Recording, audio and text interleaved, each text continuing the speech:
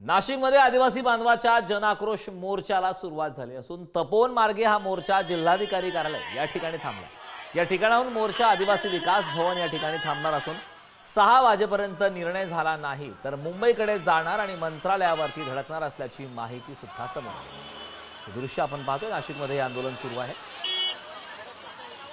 आदिवासी समाजाचा जो बिराड मोर्चा होता त्यांच्या मागण्या अद्यापपर्यंत मान्य झालेल्या नाहीयेत आणि हा जो मोर्चा आहे आता मोठ्या प्रमाणामध्ये कलेक्टर ऑफिसकडे जाणार आहे आणि त्या ठिकाणी जर 6 वाजेपर्यंत मागण्या मान्य झाल्या नाही तर यांचा जो मोर्चा आहे तो मुंबईच्या दिशेने कूच करणार आहे। मोठ्या प्रमाणामध्ये आदिवासी समाजाचे बांधव असतील, त्याचबरोबर कार्यकर्ते असतील, ते आपल्या बरोबर आहेत। नेमकं काय त्यांचं म्हणणं आहे?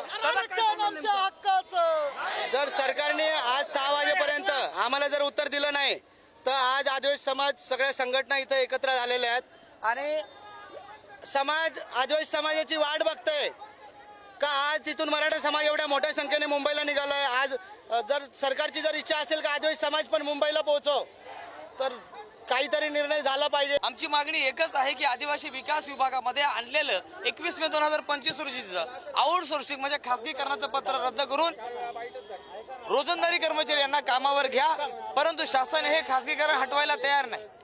आदिवासी समाजाच्या इतर मागण्या मान्य करायला तयार नाही। आम्ही जाहीर करतो आमच्या मागण्या आदिवासी विकास भवनापर्यंत जाईपर्यंत आमचं पत्र द्यावं, एवढीच आम्हाला सीएम साहेबांना आणि आदिवासी विकास मंत्र्यांना म्हणणं आहे। त्यांच्या आदिवासी मोर्चाकडे नेमका कशा पद्धतीने प्रतिसाद देतात ते पाहणं देखील आता तितकंच महत्त्वाचं असणार आहे।